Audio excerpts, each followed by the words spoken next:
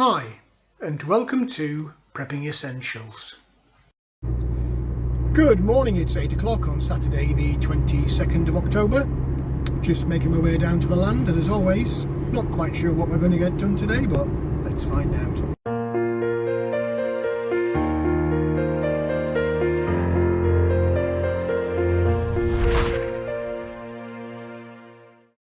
Well, here we are down on the land. It's a cool, wet but bright morning this morning. Thought we'd have a wander a different way. I just want to have a quick look down this wooded boundary, see the extent of the leaf fall, which as you can see there, there's quite a lot. Normally I'd be scooping these up on the little red tractor, but it's so wet. We've had so much rain this last week or so. Look at it all. It's just too wet to take the little red tractor out. All I would do is be churning the field up, and of course I'd spend all of my time trying to unblock the grass collection box on the back of the tractor. But yeah, leaves are coming down quite a pace now. It won't be long before all of these trees are bare. It's a really nice looking morning, to be fair. Cool but nice looking. I just wish that it would dry out now. It's funny really, after the big drought we had this year, that I'm complaining about it being raining. You can never win, can you? But I am really keen to get out and get this grass down, but not this week for sure. Anyway, let's get opened up as usual, sort the chickens out, and we'll have a little chat with a cup of coffee in the cabin. Well, first things first, as usual, sort the chickens out. They're quite happy pecking around at their seed mix. So we'll get popped inside the coop, see what eggs we've got for collection today, and then we'll get in the cabin. Well, good morning. It's the weekend again. The weeks seem to get longer. I think it's because I'm just really busy at work, and you know how it is. You're there Monday to Friday, trying to get everything done and keep your head down at the same time to avoid getting any extra jobs thrown your way. So sometimes the weekend does seem to be a long time in coming, but it's here. And we've had another really crazy week here in the UK. With all of the stuff that's going on, it's really hard sometimes to stay focused and kind of roll with the punches that government, media and everybody else in the world seems to be wanting to throw at you. I wasn't going to talk too much today, he says, producing a note. But there is such a lot going on, and it's more of the same. I'm sure I've said this in previous videos. You'll get people saying, oh, it's only a phase we're going through and it'll soon turn around, and it isn't turning around. And I keep stressing that this isn't the end, it's not even the middle, it's really just the beginning of stuff that's going to impact on us for years, literally years. So where to start? I guess the big one that's been focused enough in the media is the ongoing crisis in Ukraine. If you were to look at some of the YouTube channels, I mean, there are people out there that have just been banging this nuclear Armageddon drum for months, pretty much since this started, in fact, back in, can't remember where it was now, was it March? I'm sure somebody will tell me in the comments. But if you'd listened to them and focused on their story, you'd have been in an early grave by now. You'd have just worried yourself to death. And I suppose that's probably the main theme of this chat this morning, is to not worry yourself to death. Just roll with those punches and duck and dive and try and do everything you can to prepare yourself for what is inevitably coming. So I try to stay away from the Ukraine because it is an issue that's likely to get you banned on YouTube or anywhere else for that matter. But suffice to say, it continues. The provocation continues. NATO has a nuclear exercise going on right now. So Russia has a nuclear exercise going on right now. There's lots of media stories about UK fighter planes being scrambled to escort Russian nuclear bombers.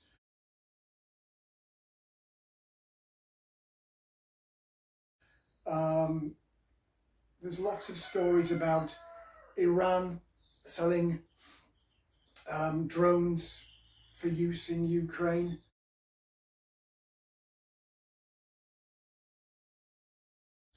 And lots of talk about power plants might get blown up in false flag operations, dams might get blown up in false flag operations.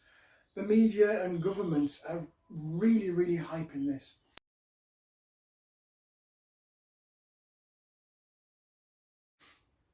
And I'm sure I've said this before as well. This is a huge distraction and benefit for Western governments. They're milking this story and deliberately prolonging this conflict in Ukraine for their own personal and political ends. This has not been done for the benefit of you, me and Joe Public around the world. This is a massive political agenda that's been perpetuated by Western governments in order to distract you from the harsh truth of the disaster that they've inflicted on their own countries, mine, yours, everybody's. And that's really why I steer away from this subject. One, because it's a planned operation by the West to manipulate everybody into thinking that all of their woes and problems can be pointed to one particular person, Mr. Putin, when in actual fact the opposite is the case, and it tends to wind me up a little bit. So I try to avoid this. Having said that, I've gone on for the last 5 minutes about it. It's hard not to talk about it. But the real things that I wanted to talk about today are the things that I've focused on a lot as we've gone through this year. And that's the economy, the cost of living, and problems with affordability or supply of essential items, mainly around food. Here in the UK, just when you thought it couldn't get any more ridiculous than it already is, guess what? It did get more ridiculous. Our recently installed, not elected, Prime Minister, Liz Truss, bless her, how long did she last? Was it 6 weeks, I think? Maybe less than that, who knows?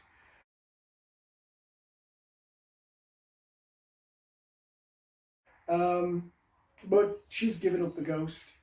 So we're now busy hunting around for our third Prime Minister in what will be 3 months. Which also means we're hunting around. We've just appointed our fourth Finance Minister this year. The chaos in the government just seems to know no bounds. And again, this is nothing to do with the war in Ukraine or the economy or anything like that. This is pure political backstabbing, manipulation, infighting as to who's going to be the top dog. There are lots of people who could do the job and they don't want to because they know it's a poison chalice. Whoever does take this job is just literally doing it for their 15 minutes of fame in the media and for no other reason. It's political suicide. So the chaos will continue for another week now until we find another sucker to step in and fill the breach. Everyone's desperately holding off, including the opposition parties, because they don't want a general election this time of year because it's cold, it's wet, it's miserable. Everybody's fed up, nobody can be bothered. So they know that an election now would be a non-starter. They want to hold off until the spring, get the winter months out of the way, pray that this war in Ukraine doesn't escalate any more than it has done, and then they'll think about having a general election so that we, the people, get a vote and say who should or shouldn't be there. But having said that, it's a pretty poor choice, isn't it, if we're honest? Again, I try to steer away from politics as much as I can because it is a contentious issue. It is likely to get you banned. But in all honesty, there is nobody on either side of government that's worthy, really. I've always said that you should not be able to run to be a member of Parliament unless you've done a proper job for at least 10 years. Because all of these clowns that we see, none of them have had a proper job. They've all been shipped in from wealthy families, big business, the trade unions, university graduates. They have no clue about reality of life and what it really takes to run a country. They're there just for political gain and financial gain and no other reason. They're not there to serve you or me. But enough of that. That's taken up pretty much all of my cabin time with that little rant, and it was totally unintentional, I promise you. Ukraine and politics, I really do try to stay away from. So anyway, our third Prime Minister, government is in chaos, which is not helping the economy or the financial markets or business. They're all in a panic because they have no clue what's coming next, because in all reality, the politicians have no clue what's coming next. Government borrowing, the main reason for the problem that we face now financially, as a company, as a country, or as an individual. Government borrowing has jumped £20 billion in September. 20 billion with a B pounds in September. That's how much government borrowed. They just went out and printed some money.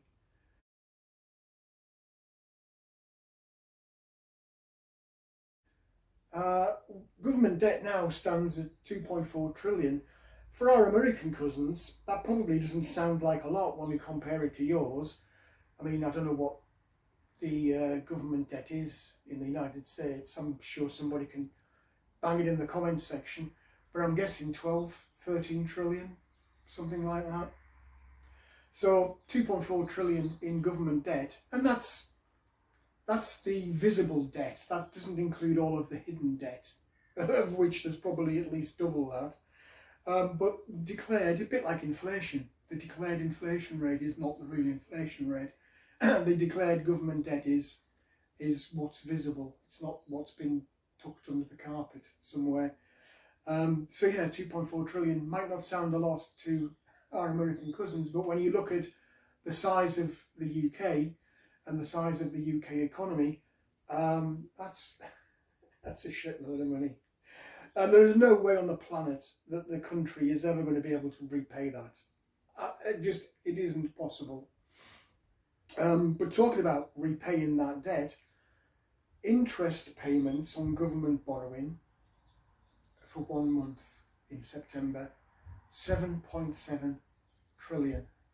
Sorry, billion. With a B. 7.7 billion just in interest payments. Can you imagine if your credit card interest payments were 7.7 billion? I'm laughing because I'm trying not to cry. It's obscene what successive governments over the last probably 10, 15 years have done. And it's obscene what the current government has done. And yes, before everybody says COVID and we have to bail out the people and bail out the business, we didn't actually. Again, I'm straying into contentious territory when I talk about COVID, but we didn't have to spend £300 billion in 1 year on paying off people and companies not to work. We just didn't have to do that. But again, I'm digressing slightly. Oh, suffice to say, all of this mismanagement and mess that's been created by government is having a massive and continues to have a massive impact on you, me, the people and businesses in general that are really struggling to survive. Interest rates are up again. Cost of living is spiralling. Food prices continue to spike. And it's a real visible impact now. And the media have been trying to kind of gloss over this, a bit like they did with inflation rates. Oh, it's transitory, it's a blip, it's going to end soon. It isn't going to end soon. I hate to tell you this, but it isn't. But people are cutting back. There was a survey that actually did get published in the media, which said that out of all those people that were asked, are you cutting back on spending, 85% of people said yes, they were cutting back on spending.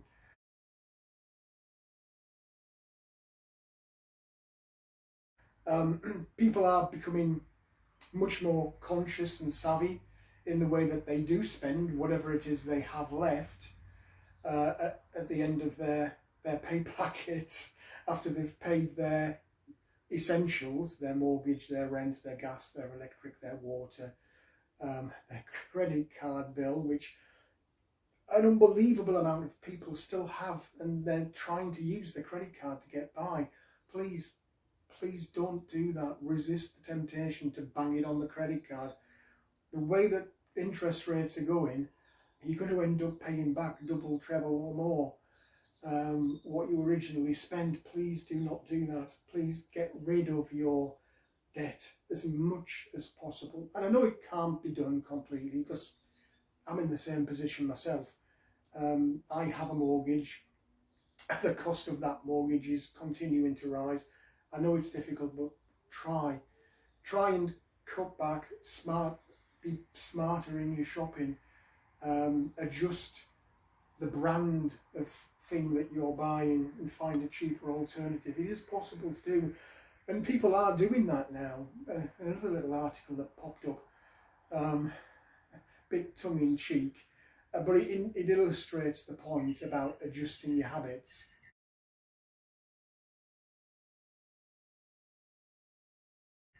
Apparently people are buying more fish heads, spam, things that they might not have considered buying before as an alternative to what they would normally buy when they're doing the food shopping.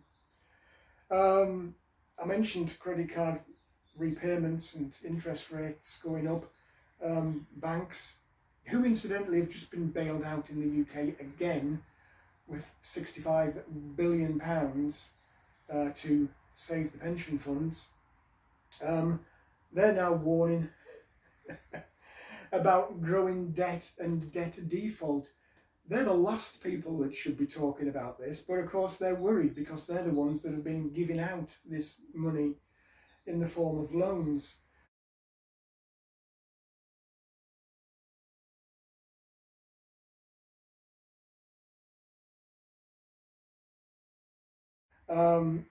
So they're worried about the increase in debt and the potential for debt default. And interesting figure came out in amongst all of this blurb from the banks, that mortgage repayment costs in the UK, so the amount that's repaid every month, every year by homeowners that have borrowed money to buy the house, mortgage repayments have gone up this last year by £52 billion. And we know why that is. It's because the interest rates have gone up from essentially zero to, what is it now, average percentage mortgage interest rate, 4.5%, 5% if you're lucky, percent. And of course, as that continues to rise, which it will, And as inflation continues to rise and cuts the amount of disposable income people have, people are in danger. Anyone who's took out a extended mortgage, they're going to really struggle. So mortgage repossessions as we go into next year, definitely going to increase. People are going to start losing their homes. People are going to start losing their rented homes as well. So there's all of this stuff going on, and as I've said before in previous videos, it would be easy to just bury your head in the sand and wait for the crash or hope that it all goes away. And I would urge people not to do that. I would urge people to take each of these as it comes, do a bit of ducking, diving, rolling with the punches, avoiding the punches if you can, and find ways to work around these things. Try and get rid of as much debt as you can. Try and adjust your spending habits as much as you can. Use alternatives, perhaps alternative methods of heating, power in your home, alternative for sure ways of shopping. Keep stocking up on that food, that long-term bulk dried food, canned food that you can store away, because the prices are not going to stop going up. So £1 spent this year is probably going to be equal to £2 spent next year. So I know it's tough. I know we don't have much spare money at the end of the month. I know that personally because I don't. But just do what you can to roll with it and try and give yourself a little hedge against the inevitable price rises and lack of availability that is coming next year. Anyway, enough said. That went on for far too long. Things to do today. I'd love to be out in the tractor, but I can't. It's far too wet. But talking about it being far too wet, I think it's time that I got those potatoes out of those buckets. The amount of rain we've had this week, and we're probably now likely to have each and every week moving forward, I don't want those potatoes rotting in the ground. So I'll get those lifted, get them dried out, and then get them boxed up for storage. I'll give you a run round, see what's going on. Not a lot, but some interesting bits. I've got the chickens' greenery to sort out, and one thing I do want to do, because it's not raining now, and it's not particularly windy either now, a bit cool but not too bad, I'm going to get myself into the hives. I'll probably take off at least one of each super box on the hive. I'm tempted to leave one as a bit of spare space for next year, and more importantly because there is honey in one of those super boxes on each hive. Not a lot, but there's enough there just in case the bees do need it for food over winter. So rather than just take both top boxes, super boxes off, and just leaving the one brood box at the bottom, I think I'll be tempted to half and half it. But I want to get some varroamite treatment in there, give that a week or so to do its magic, and hopefully set up the bees well for the overwintering as we head towards November and December.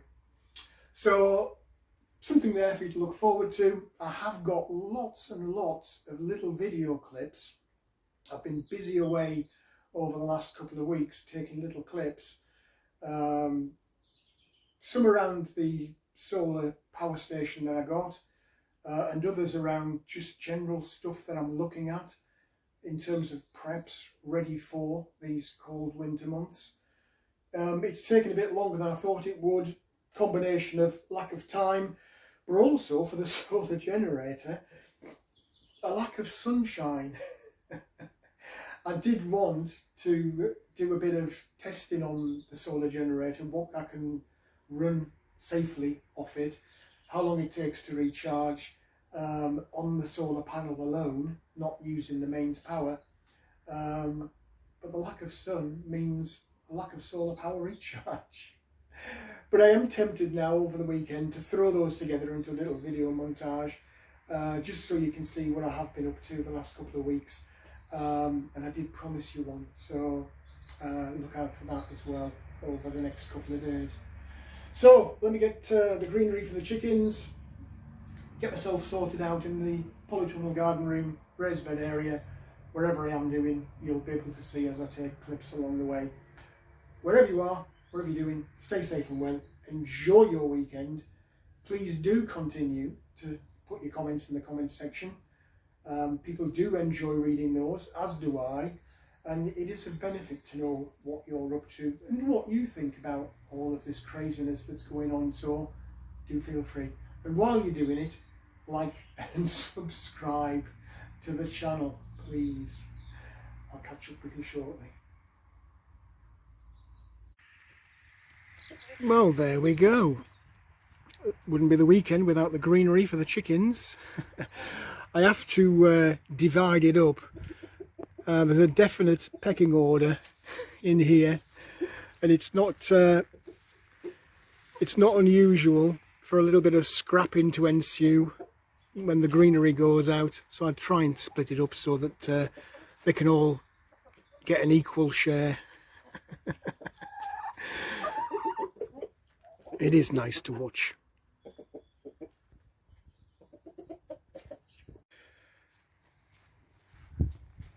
I did say I'd give you a quick run round. You saw the garden room. There's not a great deal in there, but I am going to try and overwinter those chilies, and they are producing quite a lot of chilies now.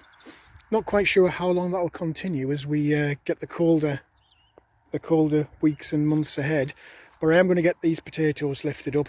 I'm just a bit worried that if I leave them for much longer, they might start to rot. But really pleased with the progress of the potatoes in here that I've got for my Christmas harvest. Look at the growth on those. Now, don't get me wrong, it wouldn't take much for the frost to catch them and destroy the hard work, and also it wouldn't take long for the pests to get in there. Look at that. Can you see that on there? Bloody thing. Hey? You would have thought by now, let me just feed the birds with that. You would have thought by now that they'd all be dead and gone, but they're bloody not. They're still hanging around and trying to ruin my work. Got signs of life in here, look. Nothing yet in that one, but it is still a little bit early. And in all honesty, I'm not sure. The chits on those weren't particularly great. That was the last lot that I put in, so you'll know from that video they were tiny chits. But you never know, we live in hope.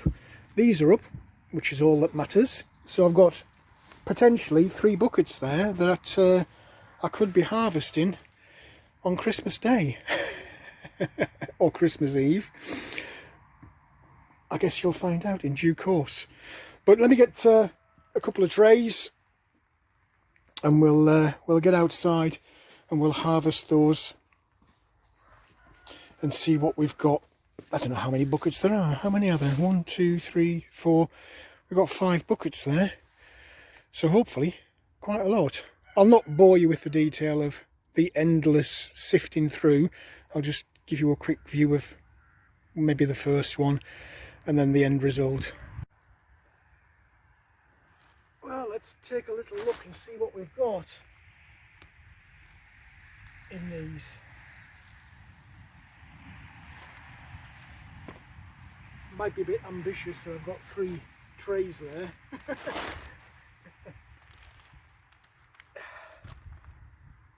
Still got bloody slugs. I don't know how they're managing to stay alive other than by eating my bloody potatoes, but we'll see what we've got. I won't make you go through the whole of this because it's going to take a while, but we've got some not bad sized ones actually in this one. Some weird shapes, but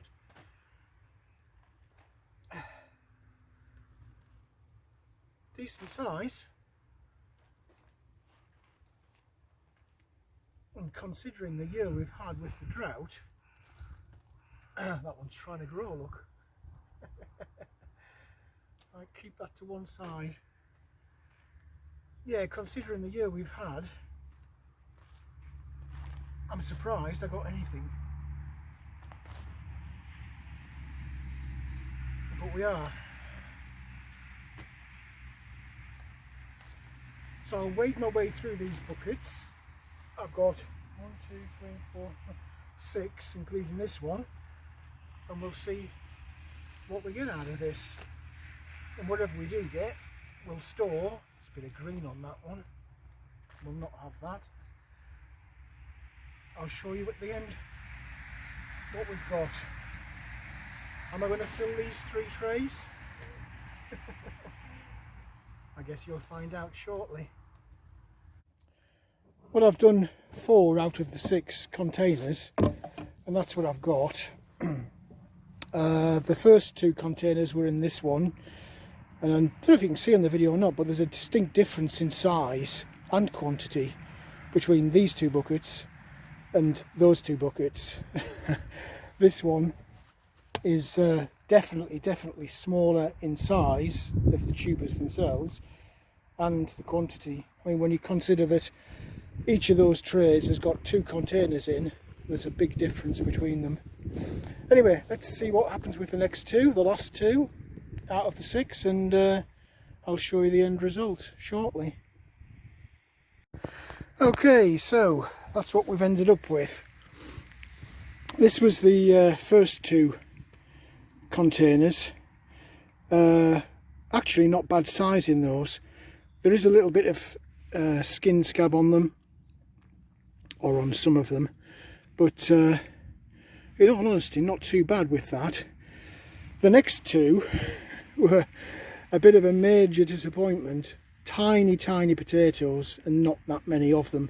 Though having said that, the skin condition on these for some reason is better than on the first one. And then the last 2 buckets, similar to the first in terms of bigger potatoes and more of them, but a lot more of this skin scab that you can see. So I'll get those in the cabin, let them air and dry out, and we'll take a look at the condition of them once they're dried and decide which ones I'm going to eat and which ones I might be tempted to pop away as early seed potatoes for next year. However they turn out, I shall let you know in a future video. Just in case any of you were wondering what happened to the sweet corn, absolutely nothing. We got the start of some corn cobs coming, and then they just died off. So I'm not really sure whether that was the drought that we had setting them back until they got to the stage where the temperatures had dropped and it was no longer viable for them to continue putting out these corn cobs. I don't know. This is 2 years I've tried growing these. First year wasn't too bad in terms of weather, but pests destroyed them. And this year it's been horrendous with the weather, and that's destroyed them. So I think, in all honesty, stick with what works, and I'll just ignore this now. It was worth it just trying for a couple of years to see if it was possible, but in all honesty, it's not. So you won't be seeing any sweet corn moving forward in the future. Well, here we go. Got smoker in hand. We'll go and have a little look at these bees, see how they're getting on. We've got a not too bad piece of sunshine going on. It's still very wet, but at least the sun is on the hives, so it shouldn't be too bad for them when I take the lid off. You can maybe just make out they are busy around the entrance to the hives on both of them, which is nice to see. So the plan really is to take off the top super box. If you've seen these videos before, you'll know there's 3 boxes on here. You've got the bottom box, which is called the brood box, and then we've got 2 top boxes which are called supers. Really they're just for storing honey. The real work in the hive goes on in the bottom. That's where all the babies get laid, but not right now. So give them a bit of take a bit of space away by taking that top box out. I'll leave the second one so they have got access to the honey, because there is some in those frames in that first super box, and then they can shuffle stuff around as they will. But the real priority today is to get this Varroa treatment into the hive. So I'll get myself set up and you can see what happens as we go along. We'll start off with the roof, get rid of that.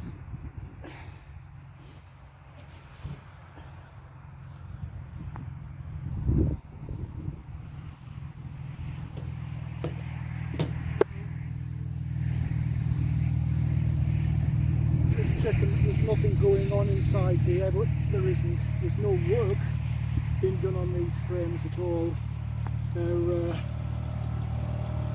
exactly as they were when I put them in. So we'll get rid of that into the cabin. Now this first super has actually got activity.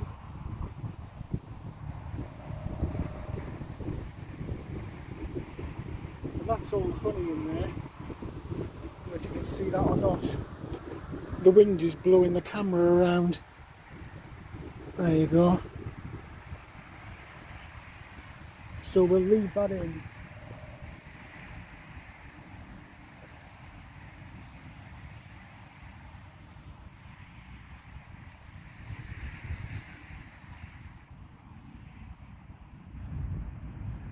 I'll just move this out the way for now so I can get that Varroa treatment in. And typically, I guess, it's stuck. So let's just calm these little girls down a bit. Well, girls and boys. I need to get this off.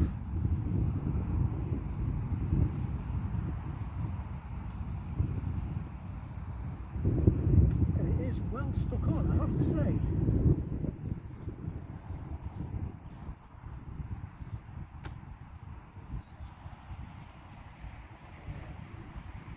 Again, I think they've been building up the frames in the bottom box, and they've kind of glued it to this super. I think that's done. Yeah. So we'll just pop that aside for now. Calm them down a little bit.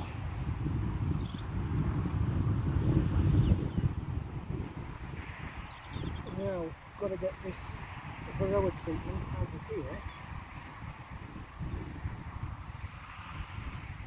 We'll pop that over here.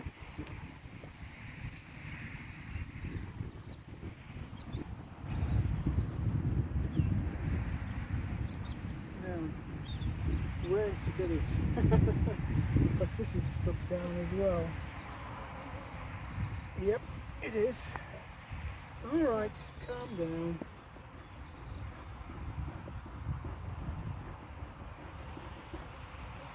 They're not liking this,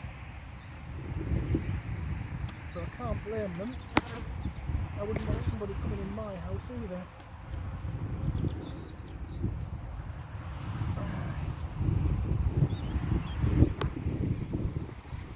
I think I'll just put this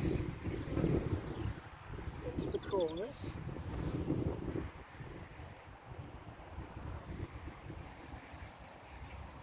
Pop that first box back on.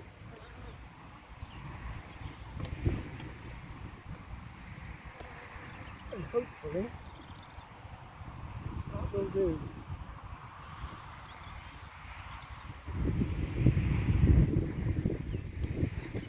So a bit of reassembly.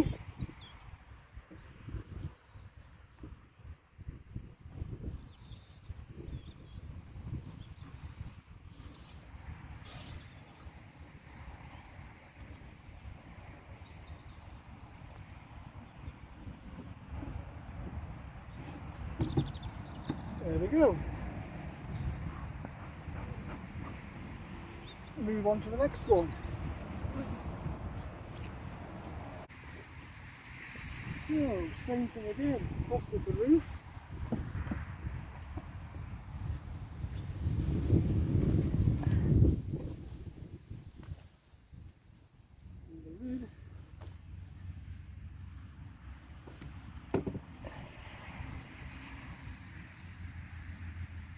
Yeah, we've got a couple of bees just wandering around in there, and that's stuck.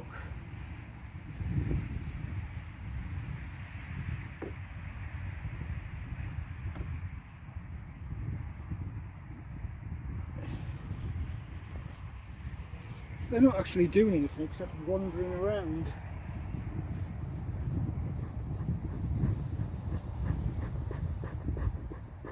But again, this first super box has got an awful lot. It's got 1, 2, 3, 4. There's 5 frames in here that they're busy working on. They're storing up. They're stuck.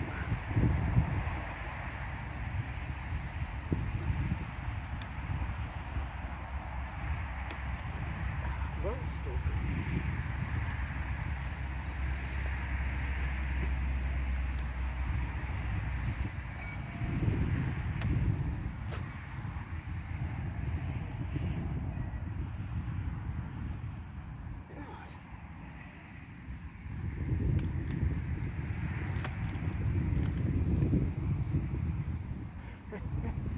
It's like super glue.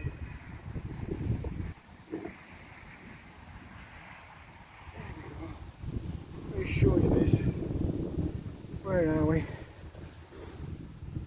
You can see that or not. Same on the other side. Capped honey. So, they'll have some food over winter.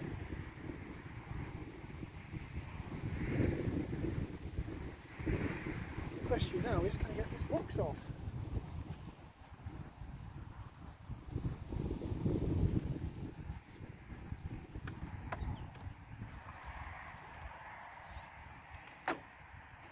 They're not liking that.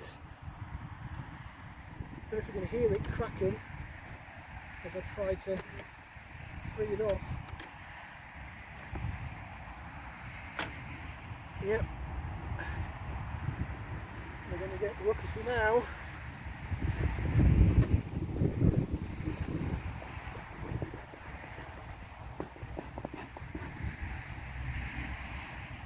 It's got it on.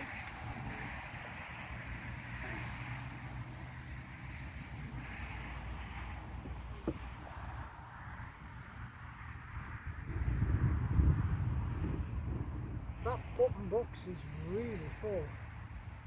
Really full. I don't know if I can get this off to show you without them totally going crazy.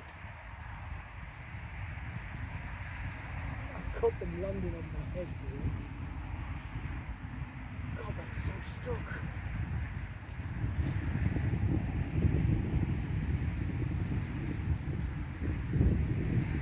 There we go.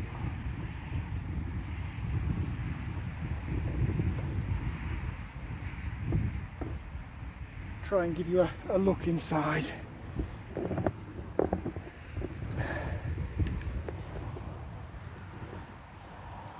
Absolutely chock-a-block, and you can see where they've been building up the wax honeycomb, and of course that's sticking to the queen excluder sheet on the top there.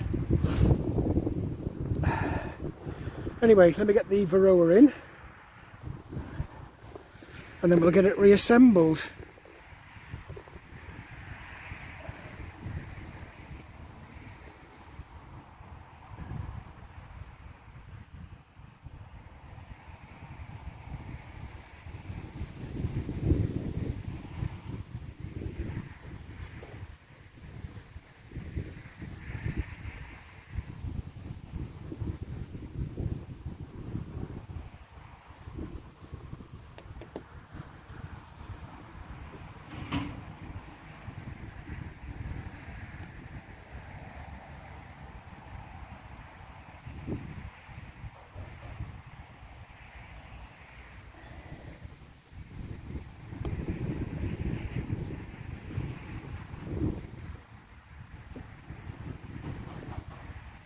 So I guess we'll see what happens with winter now, whether or not I need to wrap these to keep them warm. I didn't last year because although it was cold, it wasn't snowing, so I just, as usual, keep an eye on them and see how they're getting along. But they're having the last few weeks of foraging before everything dies off and they go to sleep. It is fascinating watching the amount of activity. I don't know where they're going to find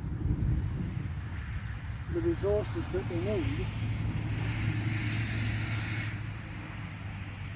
It is nice just watching them. Let's see if I can get you up close and personal for a minute or so.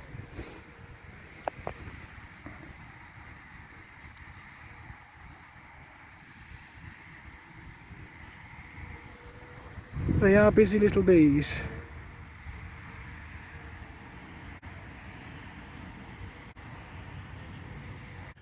Oh, that's the two hives broken down. I've just taken one of the super box that's into the cabin, got this one to move. Hot work inside this suit, I have to say. But nice to see that the bees are happy enough in their little homes, and hopefully that veromite treatment will work and we'll be all set for winter. So this super frame in the cabin, and we'll get back off. Soon be time for home. Well, that's it for today.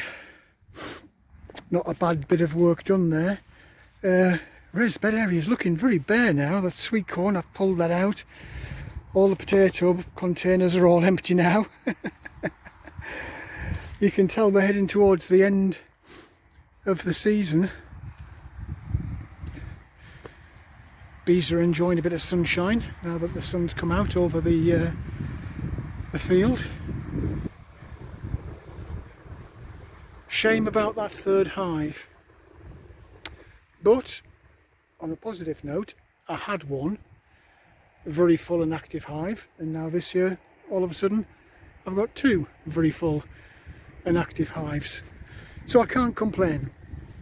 And it's providing with a lot of learning and experience ready for next year, and hopefully we'll be able to repeat the process next year and gradually fill all of this northern boundary hedgerow with hives. That's the hope. Wherever you are, whatever you're doing, I hope you are staying safe and well and enjoying your weekend. Don't let these crises get you down. Don't get knocked out by them. Roll with the punches, adapt and overcome. And I'll see you all in the next video. Well, that's it for this video. I hope there was something in there that was of interest to you. If you did like the video, please do click on the like button. Also feel free to hit the subscribe button if you haven't already done so. As always, I welcome any comments, questions or suggestions you might have. Just feel free to leave them in the comments section below. But for now, thanks for watching, and I look forward to seeing you in the next video.